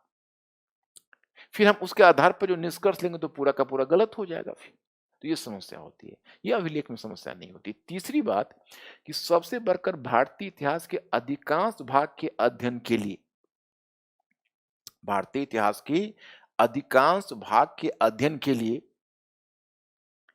हमारी निर्भरता पुरातात्विक साक्ष्यों पर ही, क्योंकि लिखित साक्ष्य का प्रचलन बहुत बाद में। हमारी जो निर्भरता है वो मुख्य रूप से आप मान के चलिए कि पुरातात्विक साक्ष्य पर ही है, क्योंकि लिखित साक्ष्य का प्रचलन बहुत कम है। और पांचवा है साहित्यिक साक्ष्य की उपलब्धता के बावजूद भी कुछ खास बातों की जानकारी पुरातात्विक साक्ष्यों के माध्यम से बेहतर रूप में संभव, यथा ग्रामीण अर्थव्यवस्था का नगरीय अर्थव्यवस्था में संक्रमण। अब यहाँ पर देखो, सबसे पहले मैं यह बताना चाहूंगा कि सबसे बढ़कर भारतीय इतिहास के अधिकांश भाग के अध्ययन के लिए हमारी निर्भरता, अब देखिए पूरा पूरा पाषाण का लाखों वर्ष पहले से लेकर 6ठी सदी ईसा पूर्व तक का इतिहास, मतलब मानकर चलिए उसको परसेंटेज आप निकाल कर देखिए कि मतलब कुल मिलाकर आप यही समझिए कि हम पिछले 1600 लगभग 1500-1600 वर्षों का इतिहास साहित्य के माध्यम से पढ़ रहे हैं और लाखों वर्ष का इतिहास हम पुरातत्व के माध्यम से पढ़ रहे हैं। तो पुरातत्व हमारे लिए कितना महत्वपूर्ण है। और जो दूसरा फैक्टर है, वो दूसरा नेक्स्ट वन फैक्टर है, वो है साहित्यिक साक्ष्य की उपलब्धता के बावजूद भी कुछ खास बातों में जानकारी। अब देखिए साहित्यिक साक्ष्य उपलब्ध है, लेकिन साहित्यिक साक्ष्य की उपलब्धता के बावजूद भी कुछ खास बातों की जानकारी हमें पुरातत्व से मिलेगी। जैसे देखो, अब साहित्य नगरीय अर्थव्यवस्था के विकास पर चाहे बहुत कुछ लिखे, यह सही है, लेकिन जब हम पुरातत्व का को आधार बनाकर अध्ययन करते हैं तभी पता चल पाता है कि देखो ये कृषि अर्थव्यवस्था है, ये शिल्प है, कैसे कृषि अधिशेष उत्पन्न हो रहा है, कैसे कृषि अधिशेष नगरीकरण की तरफ ढल रहा है, फिर नगरीय संरचना की बनावट, इनकी जानकारी साहित्य कभी उतना पुख्ता नहीं दे सकती जितना पुरातत्व देता है। तो यह भी पुरातात्विक शास्त्र का महत्व है कि कुछ बातों की जानकारी जो हम साहित्य के माध्यम से उतना बेहतर नहीं पाएंगे, पुरातत्व के माध्यम से पा सकते हैं। परंतु बच्चों, पुरातात्विक साक्ष्य की भी अपनी सीमाएं हैं, इसे भी देखना पड़ेगा। अब हम सीमाओं की चर्चा करेंगे। पुरातात्विक साक्ष्य की सीमाएं बड़ा ही महत्वपूर्ण टॉपिक है, even you have to take care of it. इसको समझना है, इन सीमाओं को, कि भाई ये सीमाएं कैसे निर्धारित होती हैं। तो पहला मुद्दा है कि पहले ही भले ही पुरातात्विक साक्ष्य अपने स्वरूप में वस्तुनिष्ठ होता है, परंतु उसके आधार पर लिया गया निष्कर्ष वस्तुनिष्ठ नहीं होता, वो व्यक्तिनिष्ठ हो जाता है। अगर हम इसकी चाहे कितनी भी तारीफ कर लें, जो पुरातात्विक साक्ष्य अपने स्वरूप में वस्तुनिष्ठ होता है, ठीक है, वो वस्तुनिष्ठ है, लेकिन एक सच्चाई यह भी तो है कि उस वस्तु, उसके आधार पर जो लिया गया निष्कर्ष है, वह निष्कर्ष तो व्यक्तिनिष्ठ ही होगा। व्यक्तिनिष्ठ का मतलब है कि आप बताइए कि हड़प्पा सभ्यता का जो अध्ययन किया है, तो वो अध्ययन किसने किया? जैसे गॉर्डन चाइल्ड ने किया और मॉर्टिमर व्हीलर ने किया। Gordon Childe, Mortimer Wheeler, Stuart Piggott, Fairservis, विभिन्न आर्कियोलॉजिस्ट ने उसका स्टडी किया। सबके सामने तो आर्कियोलॉजिकल सोर्स एक ही तरह के रहे, तो उनका निष्कर्ष में फर्क क्यों आ गया? क्योंकि उनके अंदर कहीं ना कहीं जो विश्लेषक बैठा हुआ है वो एक पूर्वाग्रह लेकर बैठा हुआ है। एक मानकर चलते हैं कि ये नगरीकरण वहां से आया, एक मानकर चलते हैं उनके मन में कहीं न कहीं यह दिखाना है कि भाई पश्चिम से आया मॉर्टिमर व्हीलर, कहीं न कहीं मॉर्टिमर व्हीलर को आर्य आक्रमण सिद्ध करना है। तो वो अपने प्रीकंसीव्ड आइडियाज़ के तहत उन्हीं सामग्रियों को उठाकर दृष्टांत के रूप में प्रस्तुत करते हैं जो उनके विचारों को सूट कर रहा है। तो मतलब यह है कि भले ही पुरातात्विक सामग्रियां वस्तुनिष्ठ हो अपने स्वरूप में, लेकिन जो उसको आधार बनाकर जो निष्कर्ष महाशय लेते हैं वो एक व्यक्ति होते हैं और वो व्यक्ति उसी व्यक्तिनिष्ठ ही रहने देते हैं। नेक्स्ट वन क्या है कि पुरातात्विक साक्ष्यों में मानवीय हस्तक्षेप की गुंजाइश होती है। उदाहरण के लिए अशोक के स्तंभ अभिलेख जो पहले टोपरा और मेरठ में अवस्थित थे, उन्हें फिरोज शाह तुगलक उठाकर दिल्ली ले आया। तो मतलब ऐसा मानना कि पुरातात्विक साक्ष्य में मानवीय हस्तक्षेप नहीं होता, ये बिल्कुल अलग है, अलग तरह की चीज है। अब देखिए, पुरातात्विक साक्ष्य अपने स्थान से इधर उधर किए जाते हैं। जैसे अब उदाहरण देखिए, अशोक के अभिलेख है, तो अशोक के अभिलेख में जो अभिलेख ओरिजिनली कौशाम्बी में थे उसे जहांगीर उठाकर इलाहाबाद में स्थापित किया, और टोपरा और मेरठ में जो उसकी स्तंभ अभिलेख थे, सात स्तंभ अभिलेख, उसको उठाकर फिरोज शाह तुगलक ने दिल्ली में आकर स्थापित कर दिया। एक उसका एक बैराट अभिलेख अशोक का था, उसको कनिंघम महोदय उठाकर कलकत्ता संग्रहालय में रखा है। तो आप कहेंगे कि भाई फर्क क्या पड़ता है, हमें पता है। तो देखो, फर्क ये पड़ता है कि अगर टोपरा और मेरठ, क्योंकि अशोक ने अपने अभिलेख में अपने अधिकारियों को संबोधित किए हैं, तो अगर ये अभिलेख अधिकारियों को संबोधित हैं, तो उसने अगर मेरठ और टोपरा के अधिकारियों को संबोधित किया, उसको आप उठाकर दिल्ली ले गए, तो कंफ्यूजन हो जाएगा कि भाई उसने दिल्ली के अधिकारियों को संबोधित किया है। तो आप हमसे दूसरा प्रश्न करेंगे कि सर पता तो चल चुका है, आज के लोग समझें कि टोपरा और मेरठ के अधिकारियों को संबोधित किया गया है। तो वो समस्या कहाँ है? जो पता चल गया वो तो ठीक है, ऐसा भी तो संभव है कि बहुत सारे अभिलेख और भी इधर-उधर कर दिए गए हों जिनकी जानकारी हमें नहीं है, और उसके आधार पर हम बड़ा ही कॉन्फिडेंटली कोई कंक्लूजन लेते हैं, बिना इस बात की परवाह किए हुए कि हमारा आधार ही गलत हो सकता है। तो ये भी एक समस्या है जिसको हम नजरअंदाज नहीं कर सकते। तीसरा है कि राजकीय अभिलेखों में अधिकतर प्रशस्ति के रूप में लिखे गए तथा उनमें राजकीय दृष्टिकोण ही व्यक्त हुआ है। अब देखिए, आप आज का ही आप स्टूडेंट हो, आप मॉडर्न कंटेक्स्ट में देखो, आप इकोनॉमिक सर्वे उठाओ, आप इंडिया उठाओ, तो आप अब यूपीएससी में चूंकि आप भी एक तरह से गवर्नमेंट के माउथपीस बनने जा रहे हो, चूंकि आप ब्यूरोक्रेसी में जाओगे, तो नॉर्मली अब ऑल इंडिया ब्यूरोक्रेट से अपेक्षा की जाएगी आईएएस आईपीएस से कि गवर्नमेंट के पॉलिसी लाइन पर वो फॉल करे, वो ऐसा रेडिकल ना हो कि गवर्नमेंट को ही क्वेश्चन करने लगे। तो इसलिए आपको तो सूट करता है कि जब आप इंडिया पढ़ते हो, इकोनॉमिक सर्वे पढ़ते हो, परंतु इसमें तो है तो गवर्नमेंट वर्जन, गवर्नमेंट व्यू, जिसकी तुम देखते हो न्यूज़पेपर में भी आलोचना होती है, हर जगह आलोचना होती है कई बातों की, भाई यहाँ पर एक्सेसेस दिया जा रहा है, इकोनॉमिक सर्वे में गवर्नमेंट ने ऐसे पेंट कर दिया, इंडिया में गवर्नमेंट का एक क्लेम है। तो उसी प्रकार से जो राजकीय अभिलेख होंगे, वो राजकीय वर्जन को करेगा। अब तो दूरदर्शन बहुत हद तक ऑटोनोमस अब हो गया है, और उसी तरह से आप रेडियो भी कह लें, जो गवर्नमेंट चैनल होता है उस पर अभी भी लोगों के मन में होता है कि भाई ये कहीं न कहीं गवर्नमेंट के मतलब फ़ेवर करते हैं।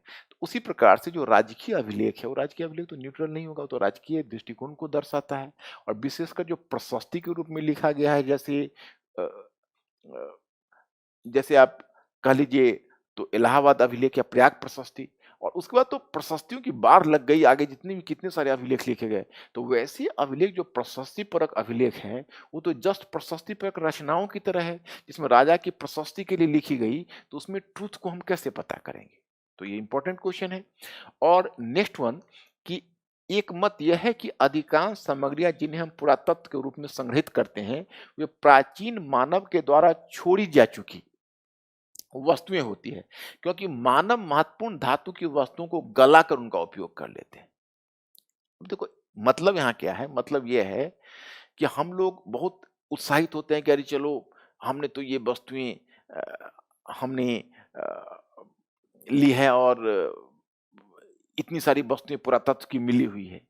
लेकिन एक श्री रत्नाकर नामक विद्वान, उन्होंने एक बात को हाईलाइट किया है और बहुत ही इम्पोर्टेंट चीज़ है। उन्होंने कहा कि देखिए, जो भी कीमती चीज़ें होंगी, उसको प्राचीन मानव भी वैसे नहीं छोड़ते थे। जैसे अब सोना है, चांदी है, कुछ हद तक तांबे हैं, उनको गलाकर फिर वो दूसरी चीज़ बना लेते। तो वो चीज़ तो हमारे आँखों से ओझल होते चले गए और जो कम महत्वपूर्ण है, वो हमें आसानी से मिल गए।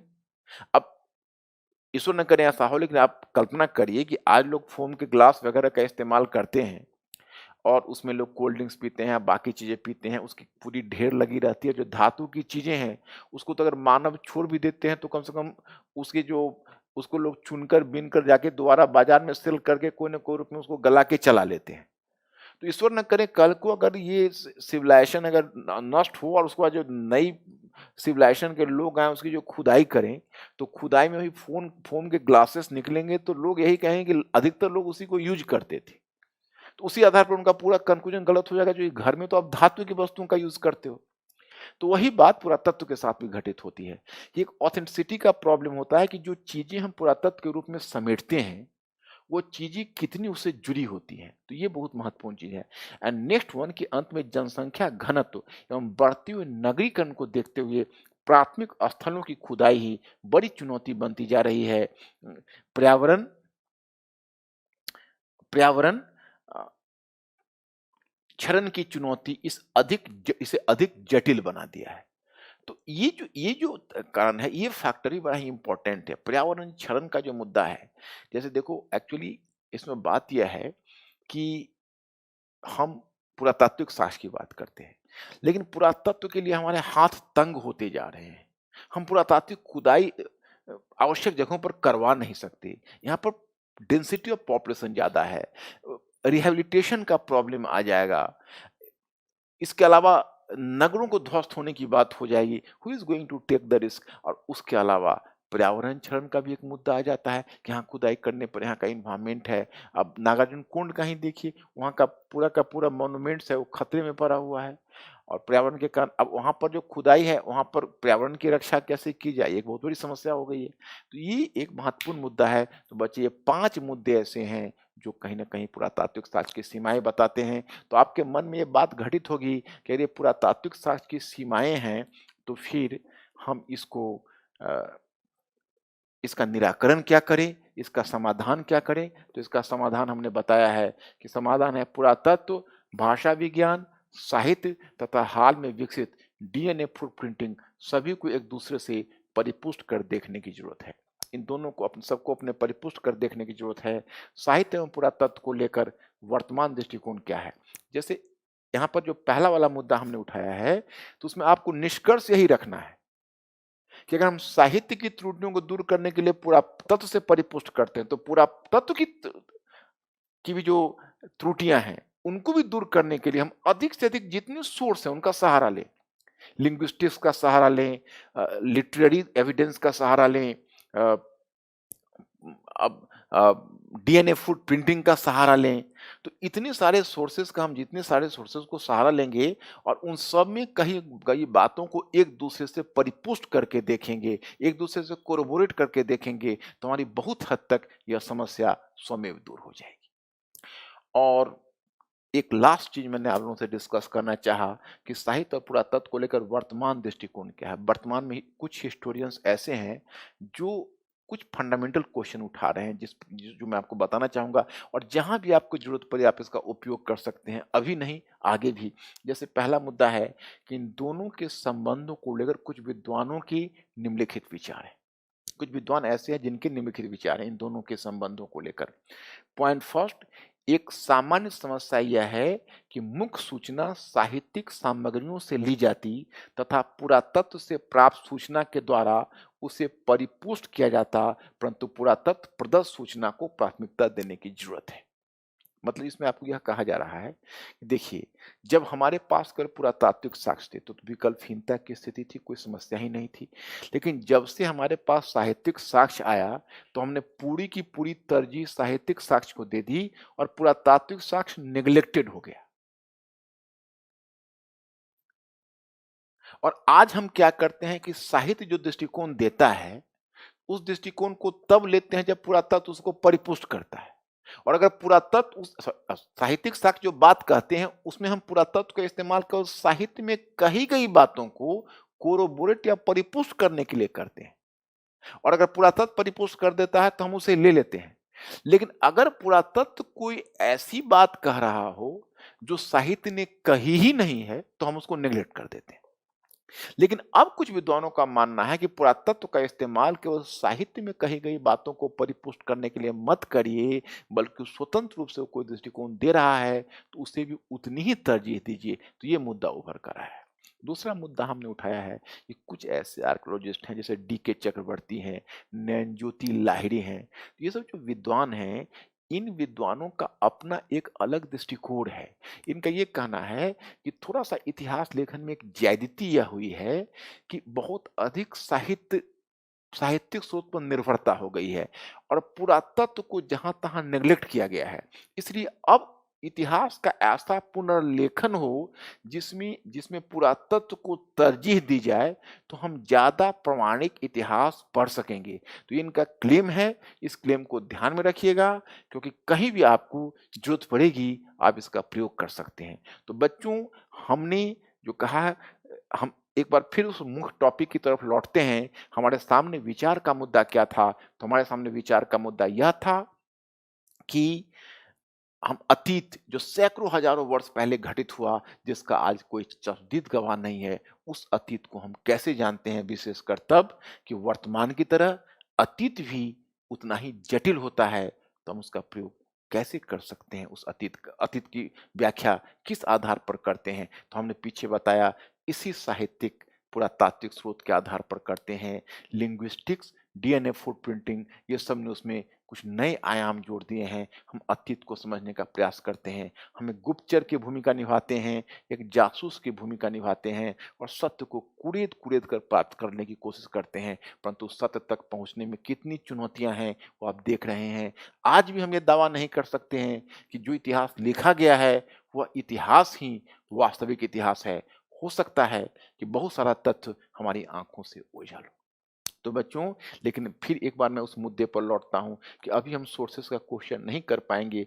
अलग-अलग टॉपिक में फिर एक बार सोर्सेस की चर्चा होगी और टॉपिक से जुड़कर सोर्सेस की बात होगी। लेकिन कुछ क्वेश्चन्स ऐसे ज़रूर निकल आते हैं जो अकेला सोर्स पर हो, तो वैसे क्वेश्चन को कर सकते हैं। तो ये क्वेश्चन मैं फिर आपके सामने रखने का प्रयास करूँगा और देखता हूँ कि ये क्वेश्चन किस तरह का होता है। अभी आप लोगों को क्वेश्चन आंसर केवल सीखना है और उसे आप धीरे-धीरे फॉलो करने का प्रयास करें।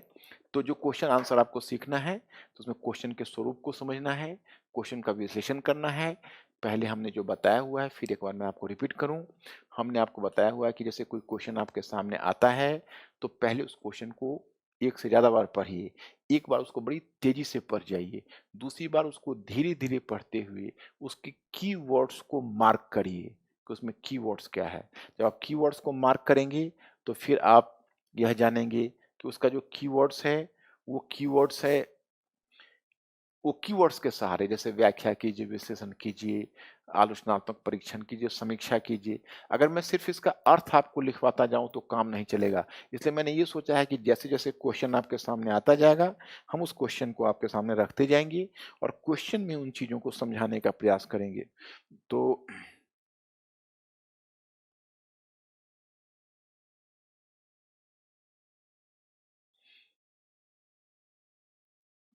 अब मैं थोड़ा-सा इसकी चर्चा करूँगा।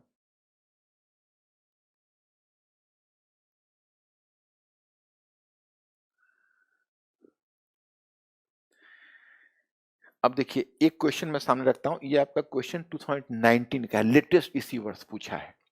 इस क्वेश्चन को आप ज़रा देखिए। ये क्वेश्चन आपका है कि क्या आप इस मत से सहमत हैं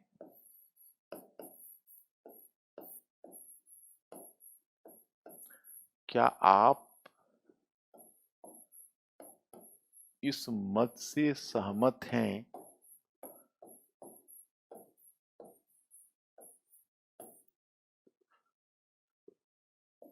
इस मत से सहमत हैं कि पुरातात्विक साक्ष्य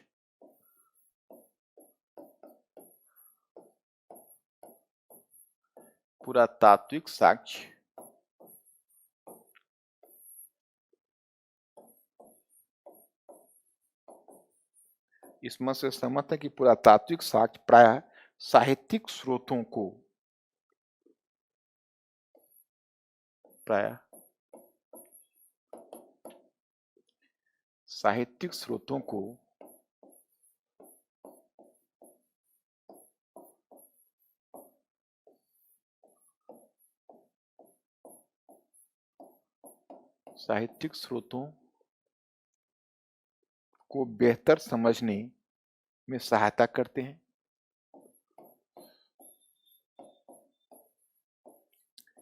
बेहतर समझने में सहायता करते हैं।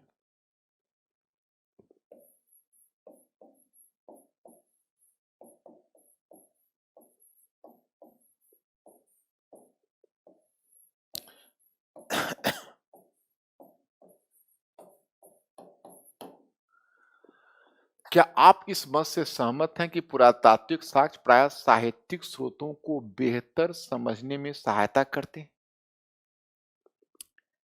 तो इस तरह के जो क्वेश्चन होते हैं, ये क्वेश्चन आपका आर्गुमेंटेटिव है, मतलब इसमें आपको स्टैंड लेना है, हाँ या ना। तो क्या आप इस मत से सहमत हैं कि पुरातात्विक साक्ष्य प्रायः साहित्यिक स्रोतों को बेहतर समझने में सहायता करते हैं? तो अब इसमें